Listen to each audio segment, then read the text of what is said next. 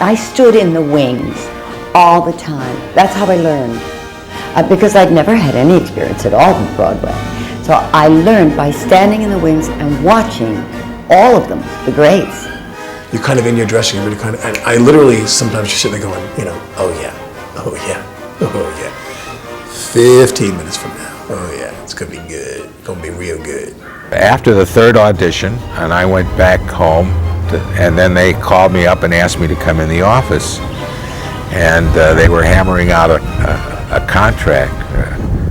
God, I think they wanted to pay me like $250 a week, and I think I got $400. I had my notice in my pocket, ready to go to the theater, turn it in. The subway got stuck in Times Square, so I was 20 minutes late for my own half-hour call, and I got to the theater 10 minutes before the curtain was supposed to go up, and there was Fosse, Jerry Robbins, Hal Prince, and all of them lined up across the stage door saying, "Where have you been?" And I said, "I'm sorry, I got reaching the back for my notice." And I said, "But the subway got stuck, I'm so sorry." And they said, "You're on. Carol Haney is out." And the switchboard operator really liked me, and she'd tell me when there was something that she thought I might be right for. "Get over to the Schubert Theater, they're auditioning. Peter Gennaro needs some gypsy types for Bonjour. You would be perfect, go." Mr. Nunn, I said, surely by now you've seen the entire talent pool of New York and Los Angeles, and you know that there are any number of actresses who can do this part as well as I can. I said, but there is nobody who can do this better. And I said, and further, it is my turn. And I heard that Meryl and Kevin Kline had gone to London to see the play, and I thought, well, that's good casting. But I called my New York agent and I said, listen, you've really haven't had to do much for me up till now, but I want you to get me that role, otherwise I'm going to change agents. And he got it for me.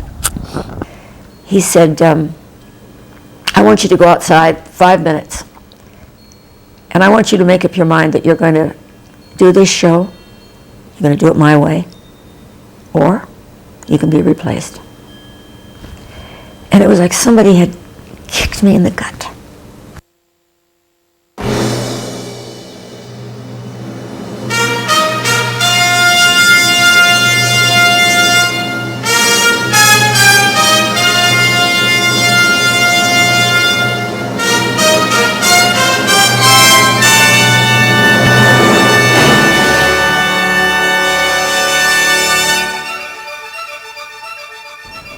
My ambition was to walk on that legitimate stage with no other acts on the bill, just to play and to act. If you're an actress, you are an actress. And you have all the confidence in the world. Being an actress is quite a magical thing. And I wouldn't want to give up 1 second. And some of it's been pretty bad, and some of it's been great. People pay far too much money to sit in an uncomfortable chair where they cannot smoke, drink, eat, scratch, cop a feel, or put their knees on the chair in front of them, to not see something that's going to challenge them. You may do anything to an audience, but you may not bore them.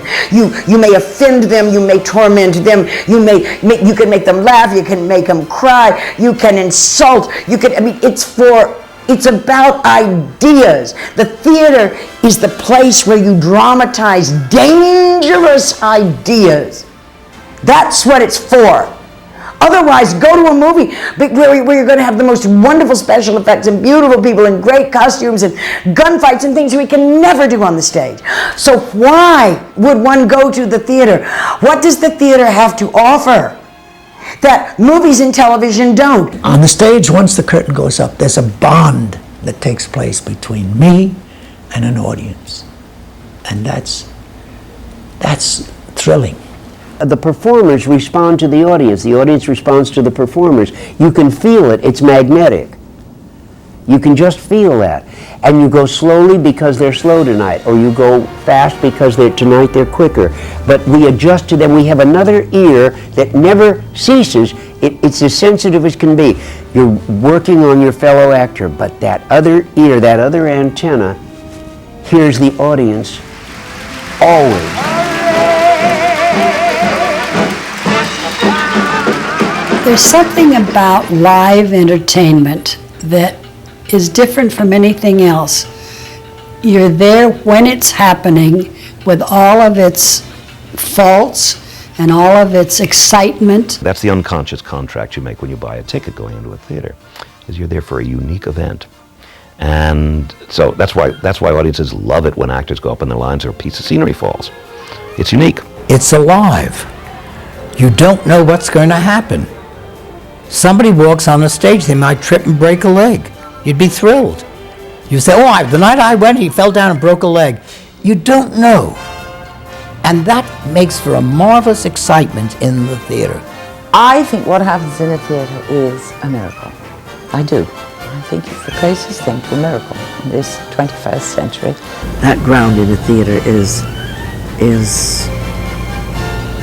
special. It talks to you.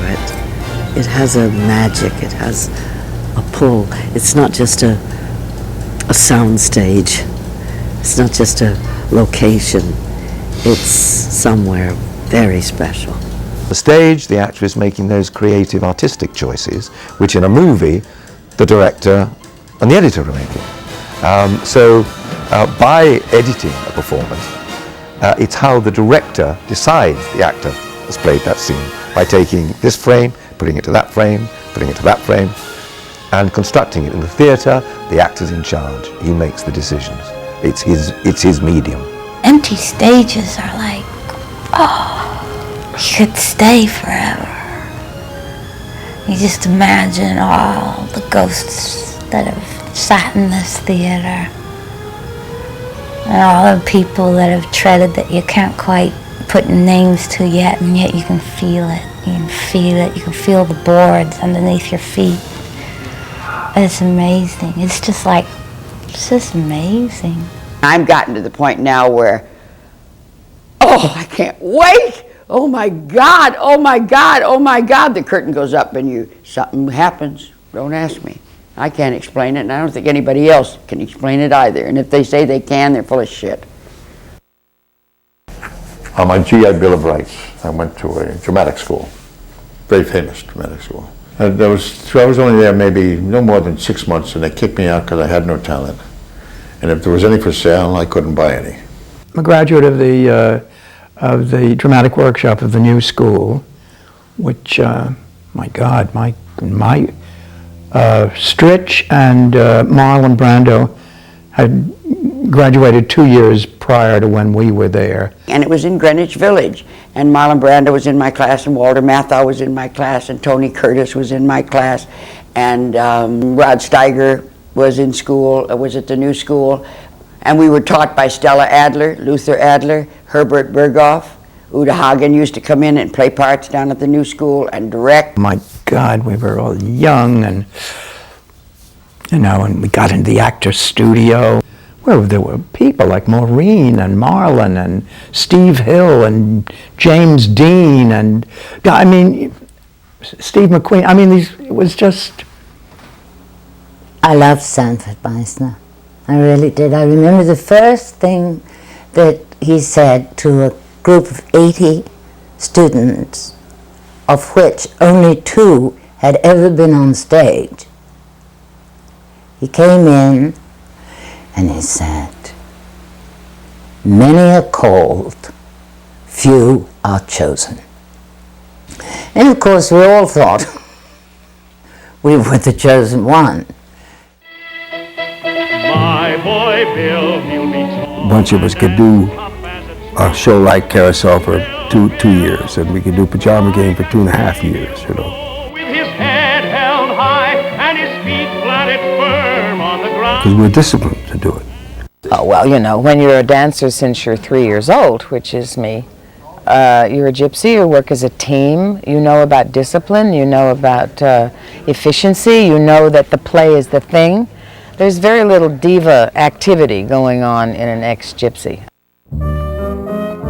If I could have lived in any time as an artist, I probably would have lived probably the 40s and the 50s, the late 40s. Brando, Streetcar. Marlon was a buddy. When Janice and I had our apartment on 52nd Street. But he hung out there, and eventually he got an apartment in the same brownstone. He lived underneath us. Marlon was there often. She and Marlon were very close friends. Maureen gathered friends. She was like the queen bee. Oh, he was wondrous on stage. It was magic. Besides being so attractive, and all the other stuff. Marlon? Oh, God. Marlon is a work of art. I think he's a work of art. He had that instinct for finding what was real in the situation and allowing himself to be vulnerable. In a play called Chuck Line Cafe was Marlon Brando. I thought another guy they pulled off the street. I said, who the hell is this guy? He's too good to be an actor. I'd say Marlon broke the mold. He shattered a transitional period in American theater. His craft, his skill, his talent was unbelievable. Believably unbelievable.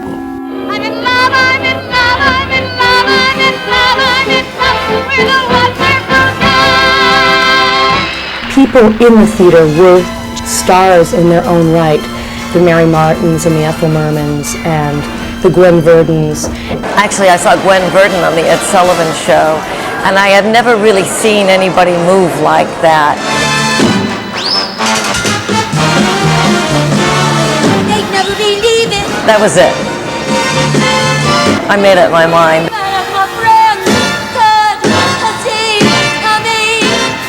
Now they tell me that it was the golden age of Broadway. But when you're that involved with it, you don't know you're in the golden age. I wish I had been born in the 40s and 50s and were already there, because that was, the golden age. Though it was great. Times Square was pretty happy. People walking around the streets and everything. So big and so bright.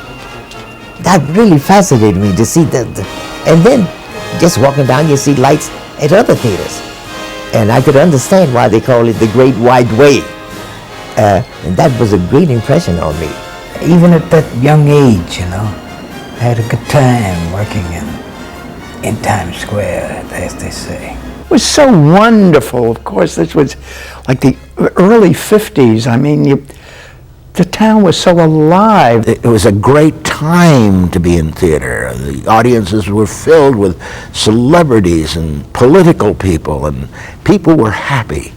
You could sit out in Schubert Alley in the sun before a matinee, and people would walk by. I just know that I loved walking down 46th Street, and stagehands and dancers hanging outside, and it was, the streets were packed with our people. They hadn't torn down theaters. It was the theater district. And Sardi's, you walk into Sardi's every night, was filled with all of the stars. Opening night, always in the 40s and 50s, you went to Sardi's. I mean, that was where you went, and then you waited for your newspaper reviews to come out. You could tell how successful the show was by how many people left Sardi's or how soon they left Sardi's. I remember going after the opening of Cyrano. We went to Sardi's to wait for reviews. I mean, our reviews were good, but I can imagine some of them whose reviews weren't very good, they would go home without dinner. It was magical, and in Sardi's everybody knew everybody else. It was like a club. Moss Hart and Kitty Carlisle and all these luminaries of Broadway. I remember we'd give parties and there'd be Judy Garland and Condon and Green and all the composers would be playing the piano. And we had to write to give ourselves material to perform because we couldn't afford to buy material. So we just, as we say, we chipped in and bought a pencil. At parties, long after I was supposed to be in bed, he would play, and I remember George Gershwin came to a Christmas Eve party and played Porgy and Bess for the first time. When I did Wonderful Town, it was amazing. The party was at Josh Logan's place, and everybody that I'd ever heard of was there. Dietrich went to get the papers everybody on Broadway. I mean, people, opera singers, I'd never seen anything like that in my life. That year, they had South Pacific, Glass Menagerie, Death of a Salesman. All those plays came in during that run of Kate. Can you imagine Broadway being like that today? We did one backers audition for West Side Story. It was a disaster, and it was in a very fancy apartment overlooking the East River, and Lenny hated having to go hat in hand. He thought it was beneath his dignity, and the whole atmosphere was not fun. And the backers didn't get it at all. Not 1 cent was raised. I'd spent the previous year listening to those songs, and I thought they were pretty odd. Steve would come over and say, "Listen to this fabulous melody," and he'd sit down at the piano and play Maria. And I remember saying, "That's so ugly. I didn't get it. I mean, it's stupid." I totally got it. When I heard America for the first time, I went, how does he know these rhythms like this? I mean, this is just so basic and so fabulous. But Jerry, I believe, went up to Spanish Harlem, and checked it all out up there. I mean, there was a lot of work done. West Side Story was an enormously unusual show. I know that West Side was a unique situation, and we were dealing with geniuses that would settle for nothing less than a 200% effort on everybody's part. But Jerry literally asked us as actors, the principals, to rehearse for a full month with no pay at all. And we worked in a little attic somewhere. We didn't know that was going to be such an amazing piece of theater. We had no idea because we were busy being it. And the first time you know something is when you do like a run-through for Gypsies or something, and you go, oh my goodness, oh wow. At least 6 million people saw opening night of West Side, because every time I meet them, they say, we were there opening night, and they weren't. They couldn't have been there. It was one of the most wonderful nights in the theater. You lived or you died in one night. I went to the opening night of West Side Story with Steve Sondheim, which was not a very happy experience for him. It was very exciting for me because the show was so great, but the reviews were very disappointing for Steve. It was as though the lyric writer didn't exist. Now, it was the Times ignore me, the Trib, Walter Kerr slammed me. They had come in ready to have that be their opinion until they got hooked in the middle of the first act.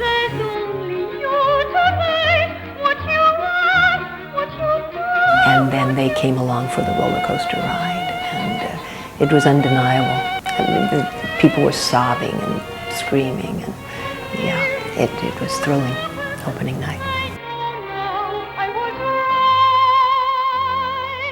Every Broadway show, a month, 2 months, somewhere after they open, they do a special matinee so that the people working in other shows can come see it. It's a wonderful show because nobody makes a better audience than performers. And Zero was on his best behavior for that show, and he did a brilliant performance. At the intermission, I was standing in the back, and Florence Henderson came walking up the aisle, and she spotted me, and she ran towards me, and she said, "Sheldon, this show is about my Irish grandmother." And I thought, we've succeeded in our attempt to make this show universal. I went to the Gypsy run-through of Gypsy, which was unbelievable because everybody in the theater was there. I saw the very first run-through, the Gypsy run-through, where there were no costumes and no sets and no lighting. And Ethel Merman walked down the aisle and she said, "Sing out, Louise!" And when she came down the aisle and yelled out, "Sing out, Louise," Merman.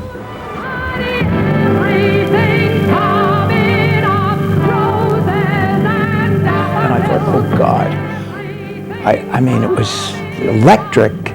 The place fell apart, and I get goose pimples just thinking about it.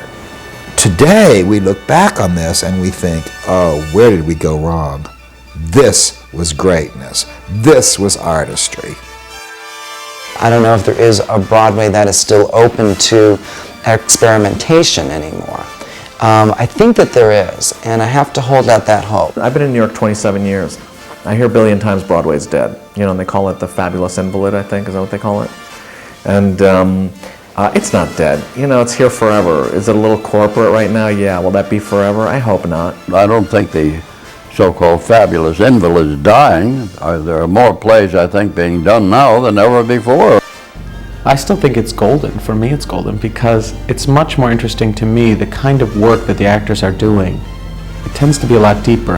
About 10 years ago, people were saying, oh, what's happening with Broadway? Oh my God, it's dying. You know, half the theaters are empty. You can't even find a theater to do a show now. I have a feeling that Broadway's like an old hooker. She just goes on and puts out, and people still, I mean, her clientele is not what it once was. They don't line up like they used to. There's life in the old girl yet. Let me say that. I do believe that. She may be having a slightly lean time at the moment. When people say the theater's dying, I just laugh. It'll never die. I can't believe it will. It's just built into human nature to want to be there when somebody is creating something at the moment. Every spring, there's always an article that says Broadway's back and we're so amazed, and then you think it's always there. We're there. People love plays, and my conjecture is people will love plays even more. The more there are 500 satellite channels and, you know, internet and this and that, live communication, what touches the heart, what touches a community, what makes people laugh together, what makes people cry together, becomes more important. Broadway rhythm, it's got me, everybody dance. How does My Romance go? My romance doesn't need a silvery moon in the sky. My romance doesn't need a blue lagoon standing by. That's how it goes. For I love that Mr. Snow, that young seafaring, bold and daring, baby whiskered, overbearing, darling Mr. Snow. Oh, great. Oh, my God. Oh, yes. And Christopher would play like an angel.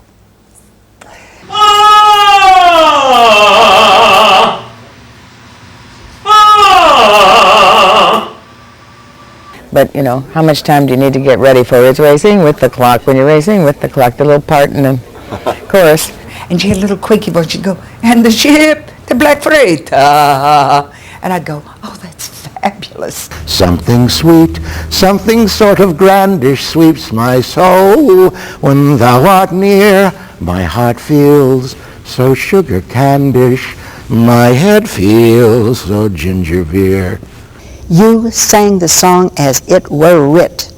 If they had an eighth note, you sang it that way, and you enunciated very clearly. And so you sang, there's no business like show, business like no business I know. And it was right on the note. And everybody, Merman, Martin, you name it, that's what we did. We did what the authors wrote. That If I Loved You is a long song. It's when his saliva kept building up with me. If I loved you time and again, oh, I keep going. Then how I loved you.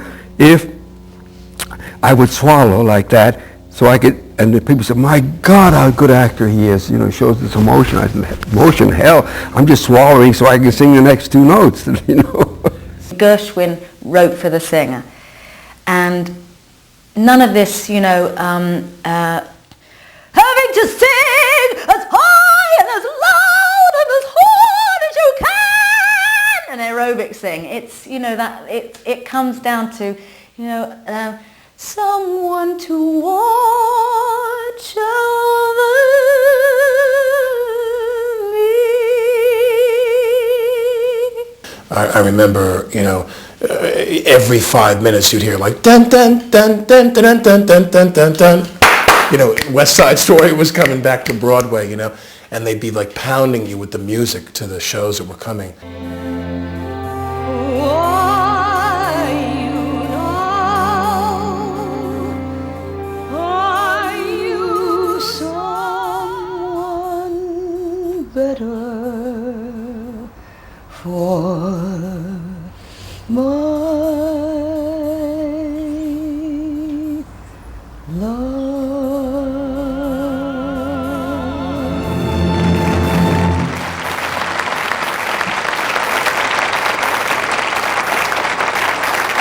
The way you wear your hat, the way you sip your tea, the memory of all that.